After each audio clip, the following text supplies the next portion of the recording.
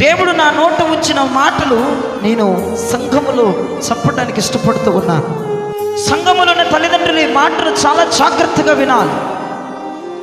నీ బిడ్డల గురించి నువ్వు ఆలోచించడం ఇక మానేయమని ప్రభు చెప్తున్నారు. వారి గురించి నువ్వు ప్రార్థించు.